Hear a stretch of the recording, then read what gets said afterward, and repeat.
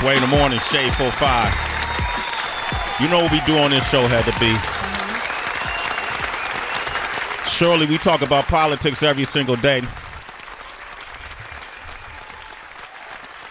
Surely we talk about pop culture every single day.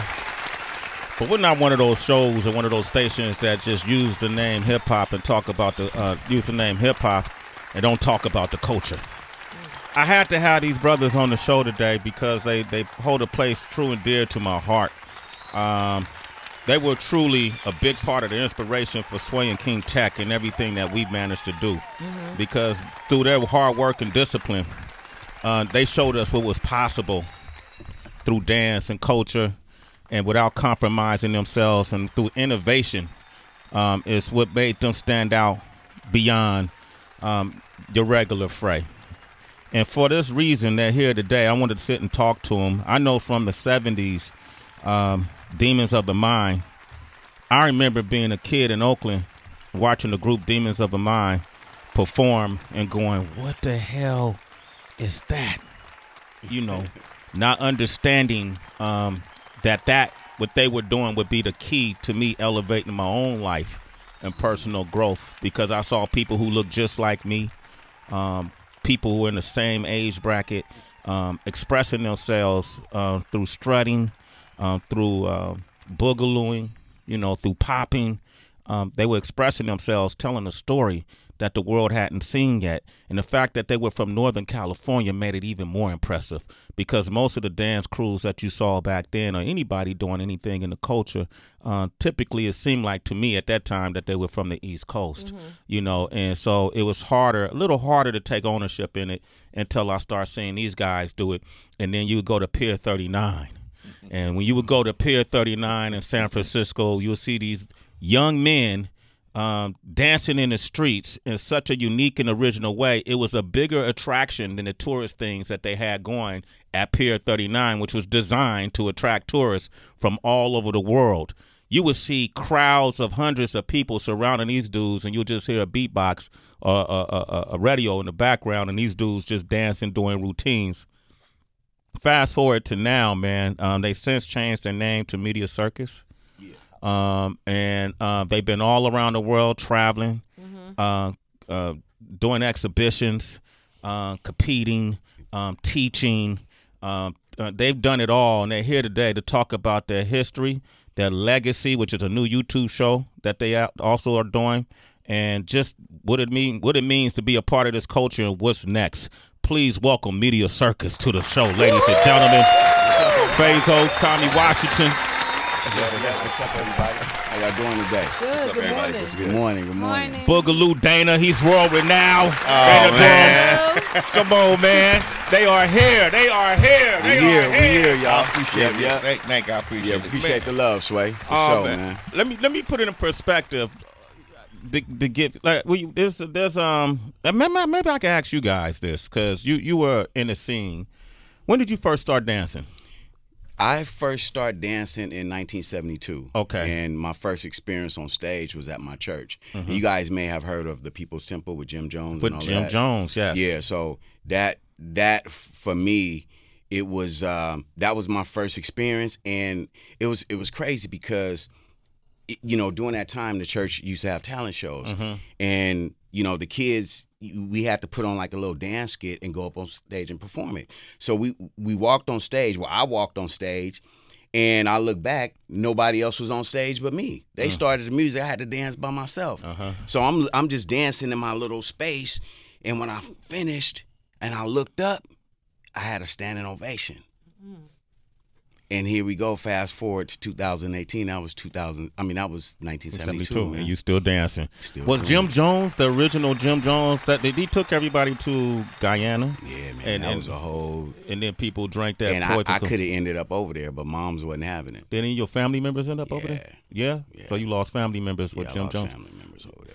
If you were in the Bay, and I'm sorry to hear that, like I have family members that visited that church as well. And we used to think what's wrong, but we were over in Oakland. You guys were in San Francisco. And we didn't understand the connection. But when I have family members that was like, nah, you should go, you should go, you should go. And I never went, and I'm glad I didn't. What was the allure? I'm going to tell you, because, see, all people really know about the temple is the Guyana situation. Yeah. But in the beginning, it was a beautiful place to be. I mean, you had doctors, lawyers, you had entertainers, you had every nationality in the church from every walks of life. What he used to do is, I mean, we take in homeless people, take care of them, feed them, board them. Same with senior citizens. So it got to the point where, you know, a lot of people, they want to belong to something. So they just swarm to Jim Jones. They swarm to the church. And so that's how he lured them in, by just, you know, helping everybody. So it was a beautiful thing. Every Christmas, like all the kids, we would, you know, write a list of what we wanted. And Christmas time would be bags all around the church with our names on it. My first skateboard was from them. From Jim Jones? Yeah. Wow, damn. So that's what lured everybody in. Just, he was a community person, and he took care of everybody. But what happened along the way, you know how people get a certain amount of power? Yeah. And it just go to their head and they don't know what to do with it? He got drunk off it. He got drunk off of it, and then he took it somewhere else. It was crazy. I mean, I could be here all day talking. Okay, we know, but that ain't why we ain't here to talk about Jim Jones. All right. Yeah, but just to bring it back around, Yeah. that was my first experience on stage, and I'm still dancing today from that. Dana, let me ask you the same question. What was your first experience dancing? And what guy? 1972. I lived in North Oakland originally, and I seen these guys outside doing this dance. Like, what is wrong with them dudes? They always doing that weird dance. So then we moved to Berkeley, and I started going to junior high school. I saw the dance again. I said, there's that dance again. And so this guy, let me take you to the guys who taught these guys. So I went to a junior talent show. It was junior high talent. It was a group called the Soul Steppers. And it was the early stage of Boogaloo. The Soul Steppers. The Soul Steppers. Yeah. It was the early stage. This was the illusion stage when they used the black lights, the strobe lights. People creeping out on stage. I said, I got to learn. When I seen the reaction of that crowd, I said, I got to learn how to do that. So the head leader, Peanut, like my cousin, so I hooked my cousin with Peanut so he could show me how to dance. So they were about to go into a whole nother life. So they gave me the whole game and showed me how to do it. They went somewhere else. I took over the dance. And next you know, I'm the #1 dancer in junior high school in the 7th grade. And that's how I started. How did you get your names? How did you get your name? Faisal. Oh. Well, I kind of got it from my mom, because when I was younger, I used to go to different phases. And she'd be on the phone talking to her friends. You know, I don't know what phase he going through, today or this week or this month. And she would always say it, because you growing up, you going through different stuff. So, as I got older and got into the entertainment, I just used that Faisal. Hey, put your headphones on too. Boogaloo Dana. Oh, my fault. Yeah, that's all right, man. How did you get your name? Well, Boogaloo Dana, pretty self-explanatory. Well, right? normally when you have a name, people give you the name. Okay. I didn't give it to myself. I was doing the dance, which was Boogalooing, and next thing I know, everybody started calling me Boogaloo Dana, and I just kind of went with it, and that's how it happened. That's true, people. Somebody gave me my name. I never really tell that story. Oh, really? When you said that, yeah, I'll tell it one day. Okay, so let me get. Okay, so Jerry Renty, you guys know who that is? Yeah, Yep. yeah. Okay, let's talk about Jerry Renty. Jerry Renty was dancing way back in the 60s, correct? Or what do you know about Jerry Renty? Jerry Renty is considered one of our elders and our forefathers in Oakland. I think he's in his 60s. And, Boogalooing started in Oakland in late 65. Say that again? Oakland Boogalooing with Doom, Boom, Boom. That started in 65. Okay. I started in 72. They were already doing it before me. Remember that weird guys outside didn't know what they were doing? Turns out he was one of those guys. It's funny you should say that. Okay. And they're the early pioneers, and they made up all the moves. Okay, and then who are the black resurgents? The black resurgents are our forefather first actual dance group with the moves, routines, like actual routines. Okay. That's William Randolph and his brother and the rest of their groups, and they adapted the style from the singing groups. They wanted to compete with the singing groups, but they couldn't get in unless they dressed like them, and they had the formations like them. So they took like the Four Tops Temptation formations and added the poses, the hits, and the ripples and the dominoes, and that's how I created that style. With all kinds it is. It's all really fascinating and a little bit confusing for me growing up on the East Coast, and watching because obviously the Bronx was so close to where I was born and raised. Right. So we got to watch the Rocksteady Crew and all the movies like Wild Style and different things. And then the other side, just being a kid watching television, I would see what's happening and see rerun, like doing all these pop locking dances and couldn't figure out. It's like, how is he in California doing the kind of dances? So did Fred Berry? Was his did he come from any of those kind of dance groups at all, or no? He was in the Lockers. The Lockers. Yeah. And where were they formed out of? LA. Los LA. Angeles. That's Oh, Los okay, Angeles. okay. Yeah. That's Tony Basil and all them, Fluky Luke and Don Camelot. That's L.A. They started Maverick Flax, and before that, they started way back. And they got their own history. Yeah, Don Campbell, he's the one who innovated and created, Locking. Locking, okay. Yeah. So that's Southern And so California. What it was Southern California. Yeah, y'all are north. Yeah, I get it. And what was you gonna say about Fred Berry? No, so he was a member of Don Campbell's group, The Lockers. Got it. Okay. And he got into acting and stuff like that. Okay, cool. Now let's put that in perspective, because what they said, that's Oakland history and LA history, and if you aren't from Cali, a lot of times back then people would clump it all together, right? Yeah. And we did the same with New York. I didn't know there was a difference between Brooklyn, the Bronx, Queens, you know, and all of those things. So while you had groups like the Black Resurgence happening and the Black Messengers happening, right? Where was the LA scene? Was this happening all at the same time, or was LA? Well, see, here's the thing. So you had in the Bay, you had the San Francisco scene, which was the strutting scene. Yeah. And then you had the Oakland Boogaloo scene.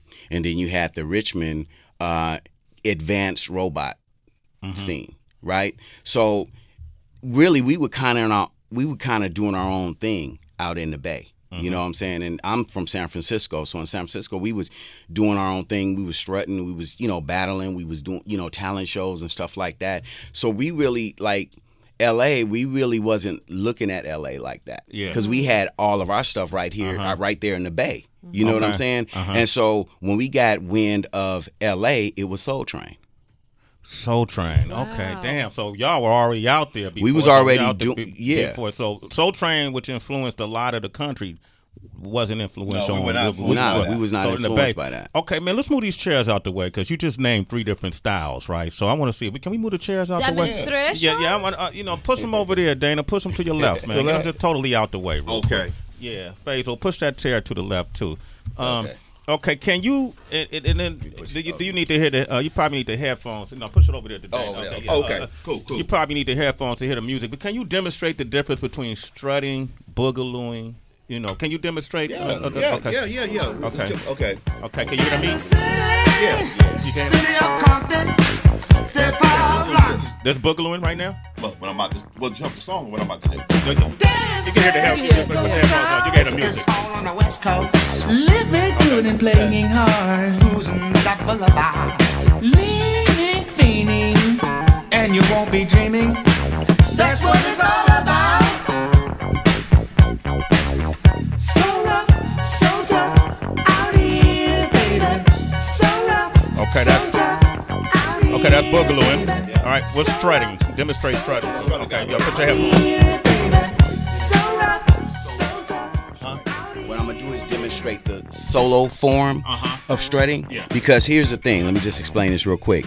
Strutting is something that we do in routines, right? So it's a routine thing. But there's a solo style of strutting as well called the Fillmore. Okay. Right? And that's And named so after that's the area in San Francisco? Exactly. The Fillmore. The Fillmore Okay. from San. So that's what I'm going to do for you right Okay, now. okay. Faisal, can you hear the music? Lock your arms. Now lock that neck. Just raise those fingers in the air. I swear it's getting mighty funky out there. There's a party over here, there's a party over there. Better get right on, girls. Playboys, that's cool. Damn, you hit that on the right there. All right, cool. And then, okay, popping. That's LA. That's LA. Yeah, we're not going to leave. That's LA. That's LA. Y'all won't even touch it. No. No? But that's You can bring the. that's LA. They think we have our version of it, Yeah. but we wouldn't want LA's trying to show you what's strutting. Yeah, exactly. Okay, You know I see what what you I'm mean. Hey, Dana, let him get that chair, man. Oh, I'm sorry about that. You're knocking Faisal out the interview right there. Okay, cool. All right, and then to the citizens, you can't actually see this, but it'll happen real soon. The Black Resurgence, as I recall, also used to perform with the Black Panthers in and around their events. Yeah, from my knowledge of what I heard, I actually wasn't there. From what the elders, being William Randolph, who's the leader of Black Resurgence, the Black Panthers would have rallies to gather the people around for information. and they would use them for entertainment to draw the crowd who normally wouldn't come see the Black Panthers. So they brought both of them together, and that was the ideal. And that was the ideal. So the way Dana and I know each other, Faisal as well, is, you know, when King Tech and I first started, people met us as a rap group. But prior to rapping, it was a Beat Boy collective. You want to talk about that a little? What do you know about Flynamic Force and Master City Breakers? Well, I remember Rock Hard. I remember Alex. That's Alski. Alski. You, Rod Habib. And I think they had a little guy named Jody, rest in peace, in the group at one time. And I remember Master City, which I believe was Tony, Diamond D. I think Turtle Rock was from the Mission. Damon Frost, who lives in Sweden. Frost, I believe he was the mascot, because every group had a mascot popper, you know what I'm saying? And then at some point, you guys collaborated together and made one thing, and it was the rest. Nobody had seen that before. You guys. Yeah. And I came in, I wasn't actually, like, I came in towards the tail end when we start transitioning into the rap group, and then we just took the name Flynamic Force. Tech used to go by Wiz Tech, and then he switched it to King Tech, you know, and then we wanted to carry on the name to carry on the tradition. But they used to come out after y'all used to do the San Francisco Pier 39. You know, after y'all, they were the next generation of dudes who used to come out on the pier, and then throw the hat down and get the money. You know? That's right. Do you feel like this history has been properly represented when you read history books or when you see documentaries, or are there other things that people should know that they don't know, why this form of dance has been so important and the significance of it being from the Bay Area? You want to? Yeah. Well, like, you know, like a lot of other things, you know, the independent hustle with the rap, the John Madden Raiders. You know, Oakland is its own thing. You know, with even with the black biker culture, with the Dragons, East Bay Dragons. You know, Oakland has always been unique of its own beast. It's never followed anybody else. I don't know what it is in the water. And the same thing was with this dance.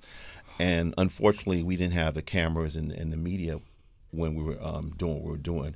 You know, it's not a lot of footage around, so it was basically stories that we need to tell, and the people need to know the story of the original style that we did, because it's a beautiful story, and it's not a coincidence that this dance came out of nowhere. The culture is parallel to what the dance meant. You know, like the Black Panthers and the Black Resurgence, the people, the pimp hustler culture, even the way they dress influenced the dancers.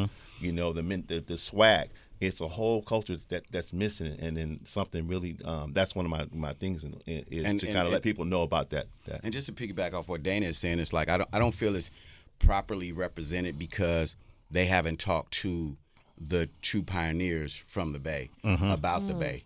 You understand what I'm saying? So if you want the true story, you got to talk to the pioneers that was there doing it. You know what I mean? And so they wasn't checking for us out there. They go to L.A. or New York. But we had our own things, and like I said earlier, we didn't get a wind of them till Soul Train. We had been doing it for years, and you didn't even know. We didn't even know.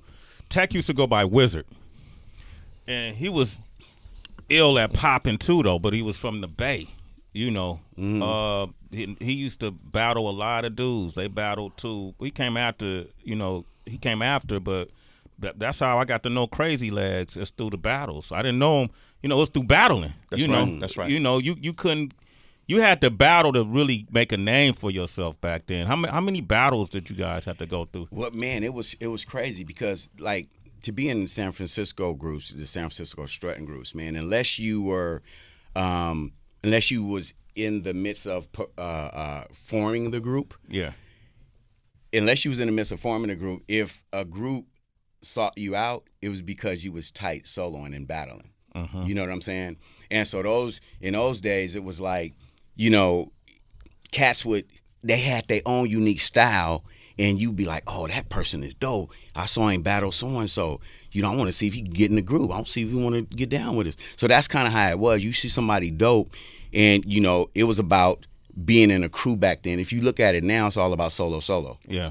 But back then, it was about being a good solo, but being a part of a crew to be a part of a group to where on stage you can represent in so many ways. Yeah. So you represent as a group, oh, they dope in the unison, but then when they go out solos, you had your favorite solo person. Oh, I can't wait to so and so, and it was all different. Mm-hmm. Like now, everybody come out solo and they pretty much look the same with a little bit of difference that he put his own, but it kind of looked the same. Mm-hmm. It wasn't like that back then. Mm-hmm. It was all about group and then giving that whole show and giving that whole performance with the routines and the solos. Uh-huh. You know what I'm saying? Medea Sirkas are here. We're going to keep going through this history because y'all filling in some gaps for me. And I hope this is making sense to those who are listening. Mm-hmm. Is it Clarity Mike Muse? I have a question. Okay, go ahead. Any question? So first of all, I love origin stories, right? And I love when you get a chance to talk to people who created original something. But I'm curious about like the naming of the dances. Like you call it the Fillmore, right? Like was there a collective where you guys at a park and you guys all said at the same time, you know what? We're gonna call this the Fillmore and this the style, and if you move any way like this, that's doing an LA vibe, and we can't do LA vibe. So I'm just curious how that happened. Things, really like names were organic. So you didn't say, okay, I'm going to call that the so-and-so. Uh-huh. So in San Francisco was a guy named Ben James, right? Ben, he lived in Kansas City. He moved out to the Bay. And I think he moved to Oakland and moved to San Francisco, back to Oakland, and then back to San Francisco, something like that. But he lived in San Francisco in the Fillmore district. So he was doing that dance that you just saw me do, right? Moving his hands, shuffling his feet, moving from side to side. And we just started calling it the Fillmore. He lived in Fillmore. We all lived in Fillmore. And it was just a name that stuck with what he was doing. You know what I'm saying? Mm-hmm. So, he was the one who brought that dance over, but it didn't have a name. Just the dancers named it. And Fillmore is a neighborhood in San Francisco. Yeah. My car got broken in too when I moved to the Fillmore and I moved back to Oakland. Thanks, Sway. Thanks, man. That happened in the 90s. Shots fired.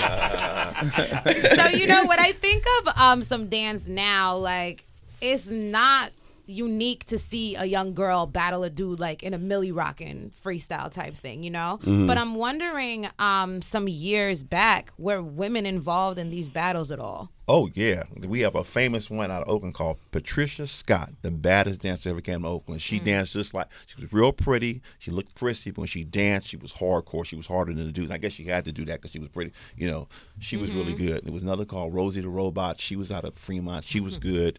They had some, and Amia from Derrick and Company. She was good too. She was good, but it wasn't a lot. But the few they had, the few they had were dangerous. Could a woman be a part of a crew, or was a woman more just? No, they had a woman in the crew called Mia. I forgot her last name. She was in Derrick and Company, and then Rosie, I think, danced with John Murphy and them, and then I think Pat Scott was with a group called.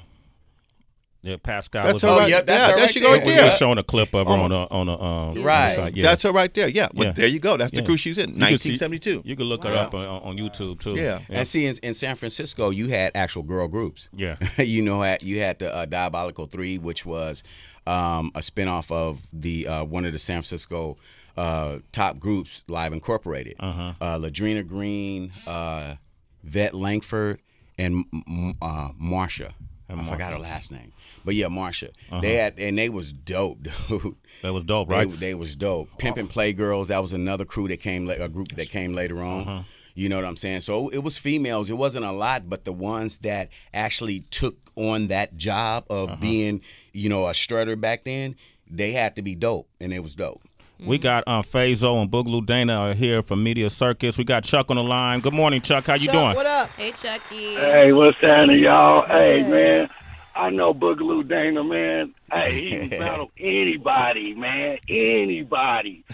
I used to go to the dance at the Berkeley Auditorium when I was a kid. Boogaloo Dana probably about 2 years older than me. He know I grew up with Troy Whittle and all them. Oh, yeah. Okay, so now Troy. Yeah. Yeah, I was hey, a Dana, hooper, though, but I see Dana off the BART train ready to battle anybody, ready to go. Then nobody wants to see him, and if they did see him, he's going to tear them up. He always hit a move that shocked the world.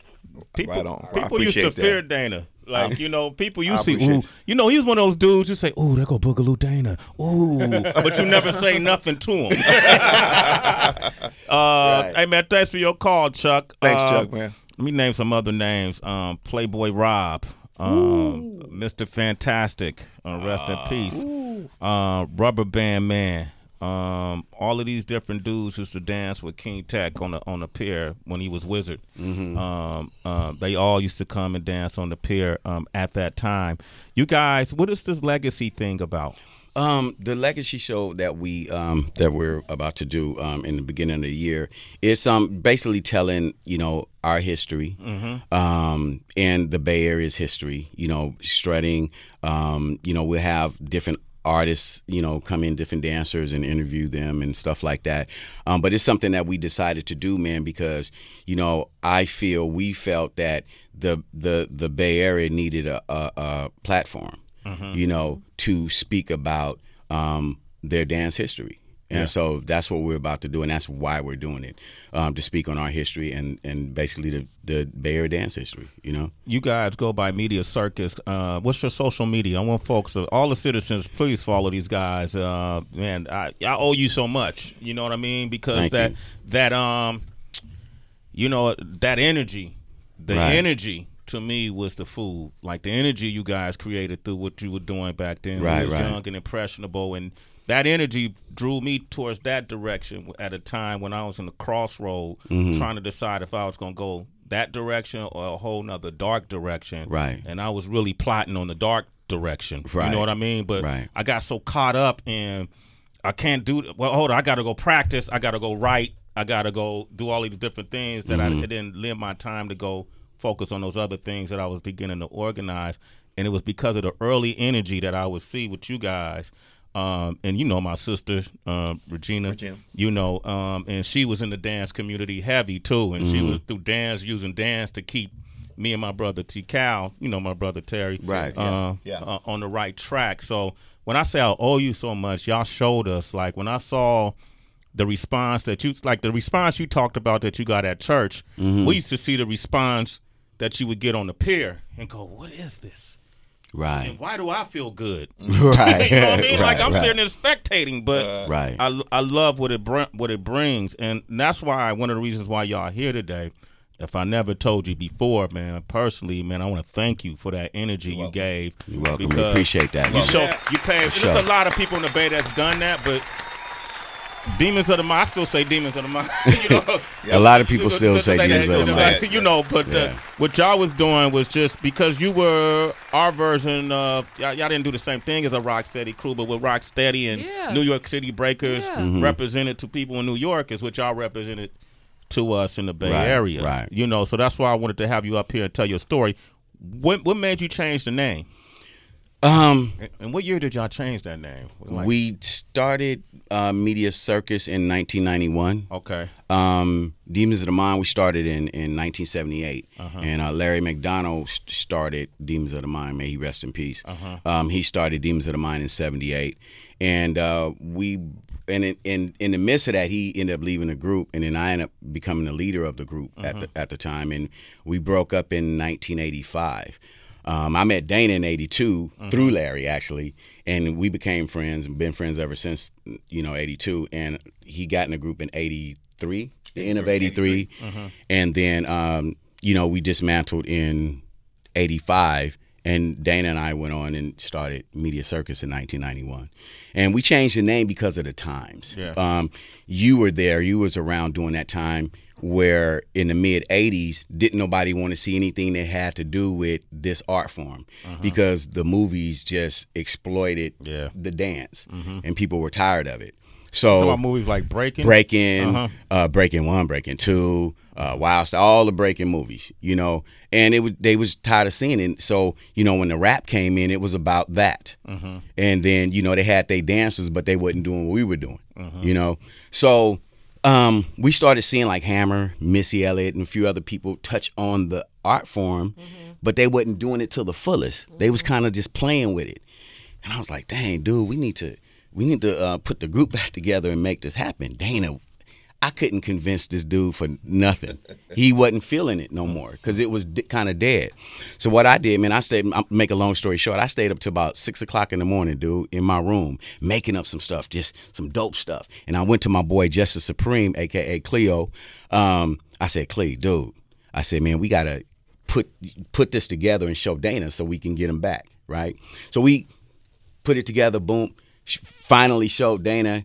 He kind of was feeling it. But I said, Dane, just come to rehearsal and we going to do it. And then he was on.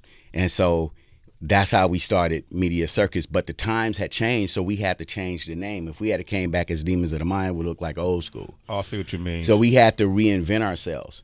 Different costumes, different music, you know what I'm saying, and keep up with the time. So that's how we were able to continue on even to now, is just reinventing ourselves. The social media, Twitter and Instagram is Medea Sirkas, but you spell it MEDEASIRKAS.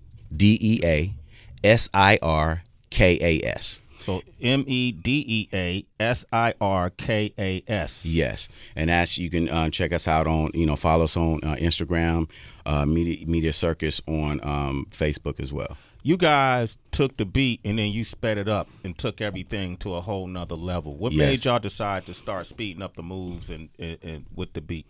So we could do more movement in less time. And you got to understand, as time went on, people's attention span got shorter and shorter and shorter. So dancing off a 33 song, it start to look boring. Okay. So we end up speeding it up so we could do more moves and it'd be more exciting and we can get more moves in shorter time, That makes sense. Yeah. Can y'all do a routine with 2 people? Yeah. Yeah. Can we see something? Yeah. Is that cool? Yeah. All right, let's move the chairs again. Move the chairs. Mike, help him with the chairs. Mike, help him with the chairs, man. I'm putting these dudes to work, man. Dana knew it was up. Come on. Is that like I want? That's like a surprise. Okay, cool. All right, so we're going to throw a beat on. Any beat, let's see if the beat something fast, right? You say 1 for the trouble, 2 for the time. Come on, y'all, let's break this. What about numbers? Something like that.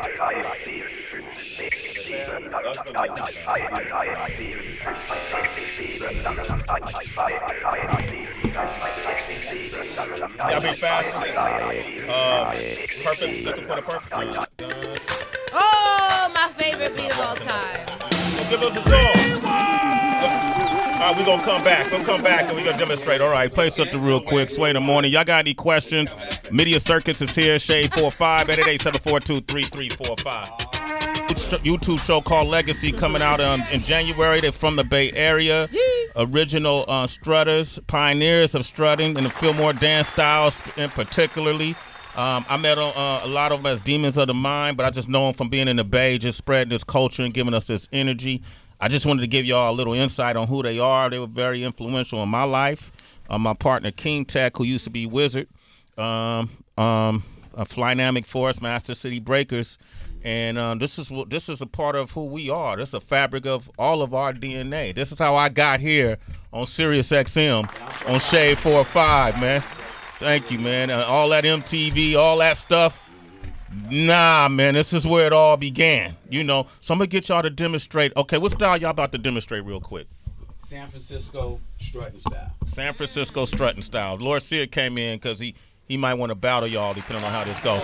All right. You like this San Francisco strutting style, and we're going to say Bay Area strutting style because Dana is from, he has ties in Richmond and Oakland, and I'm straight San Francisco, but the foundation is San Francisco strutting. Okay, here we go. So We're going to throw that beat.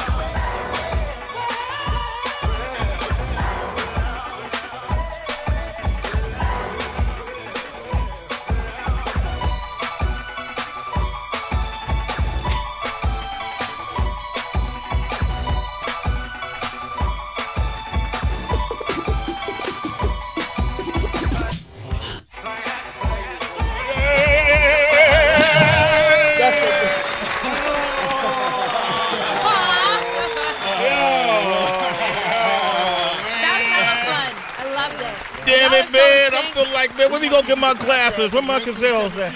And doing this To this. to this. Do you guys know how to Millie rock? I don't know. We stand on lane. We down, but we stand on lane. All right, man. That's Fazo, man. Boogaloo Dana, Medea Sirkas, man. What else is it that you want people to know, man? About this history and about what's next, moving forward. We in 2018. What do you think is next? Next for Grab that mic right there. next for us or next for For you, next for you, and then next for the movement. Well, wanna start yeah. like that? Well, we have people we're working with, kids that are we call them kids that are in their 20s, and we're showing them our art form because there's a lot of people don't know how to do this art form. That one we did, it's a very complex art form. Yeah. And at one point it was thousands of people that did it, but now it's we're the last of the Mohicans. Yeah. But we're trying to pass that down. Okay. So once we don't do it anymore, they can continue it. Okay. So I think the future is our youth, right? My daughter's 15, and I've been kind of priming her up to try to be in the group, but I want her to learn all styles, so she can just be well rounded. Yeah. So, but she's been doing videos, putting them up online and stuff like that. But I've been kind of preparing her for the group. So now she's actually in the group, right? She's in Medea Sirkas? She's in Medea Sirkas right now. Okay. All right. Right. My daughter Malaya is in the group now, and we just did a show was it a week and a half ago? A week and a half ago, and she came out in solo. We had a little mascot spot, and she killed it, dude. She killed it. Were you Yeah. proud? I mean, I was so proud. Yeah. And I'm standing behind her. We all standing back here and letting her do her thing. And I do this thing where I vibrate real hard, right? So she was up there moving, doing her thing, and she was like, I was like, I don't know if they saw me because they had these big screens. I was like, did she just do? Did she just do more shit? Yeah. She bit you. No, but I wasn't even tripping on that. I was more proud. that she I was did like proud that she did it. Yeah. Right? And she never did it before. And I was like really proud though. So Oh, that's amazing, You know, man. And so- so y'all teaching kids, the younger generation to pass on the tradition. And something else we've done, which goes back to the uniqueness of Oakland being its own thing, we tied ourselves into the turf dancers. Yes, that's smart. So the turf dancing has been a new movement of this millennium. yes. Yeah. And right. we have like two of them that contract with us. That we Okay. deal with, yeah. The top turf dancers who's taking up room on the floor, as you know. And, so, and they dance, they also contract, and we do show. We merge with them. So we're Sometimes. actually merging two different cultures from the same And town. setting it up for the future. Setting up for the future. Yeah, So yeah. when you and so what did you think of the hyphy dancing, or the hyphy movement, and that because turf dancing and that all kind of came around the same time. I think it was dope, man, because during the time when we was coming up in Frisco in the Fillmore district, strutting was what we did. Yeah. So that reminds me of what we were doing when we were coming up, but they got their own version of it. You know what I'm saying? So I thought it was dope, and I still think that it's dope in that they take it to the next level, and I think that's what they're doing. I like when E40 would take some of these dancers off the street and put them in his videos. Tell them where to go and tell me when to go and all these different songs that he would do, and just kind of put the spotlight back.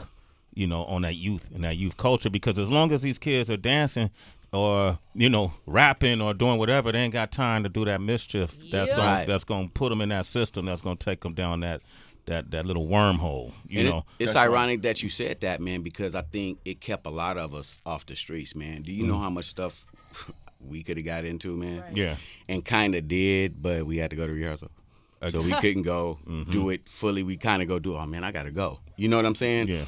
And then once it started picking up and you started doing more shows, more members, you didn't have time to go do the dirt. You know what I'm saying? So it kept a lot of us off the street, man. And it's a beautiful thing, and I think that's what it's doing to the kids today. Yeah.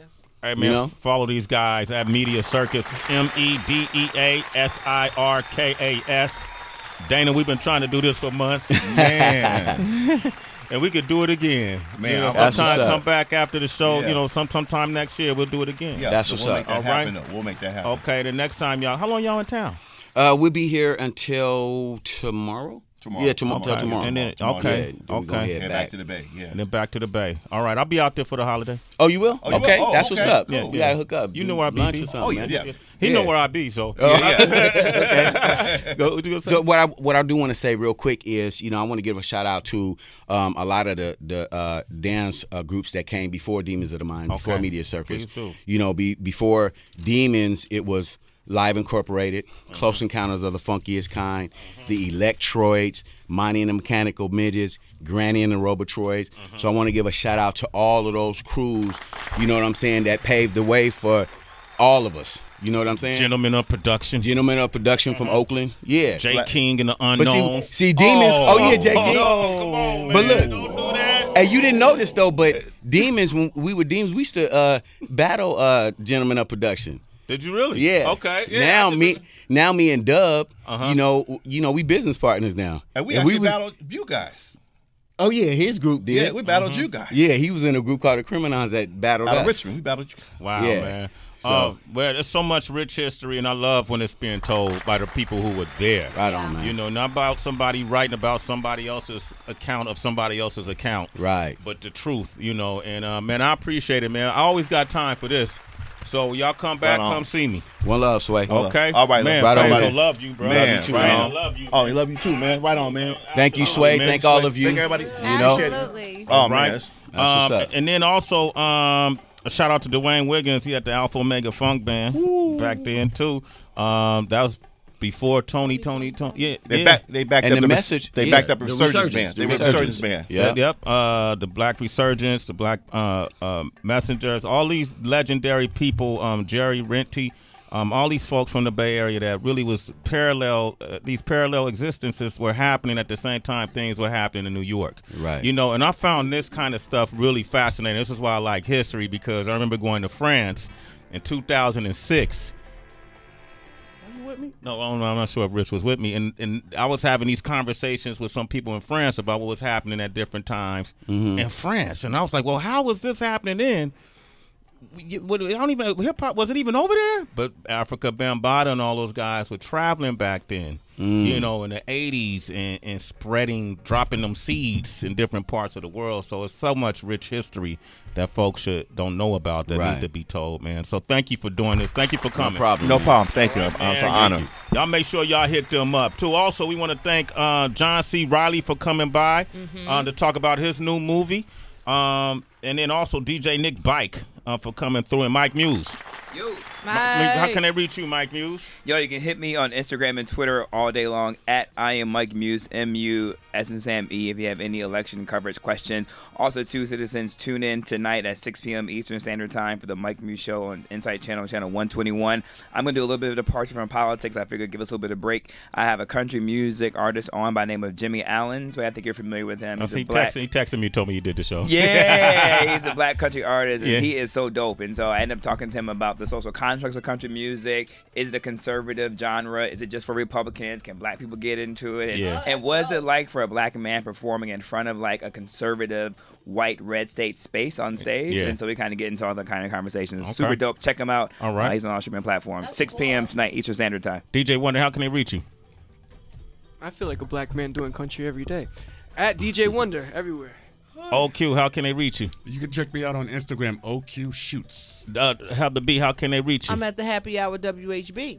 Tracy G. Twitter, Instagram, at It's Tracy G, ITS, ACYG. I also met some citizens during an event I was doing with Squarespace last night. So just making sure I give you love back on air. Thanks, y'all. Rich Nice is here. You can reach him at Rich Nice Digital. Don't forget at Medea Sirkas on Twitter and Instagram. That's MEDEASIRKAS.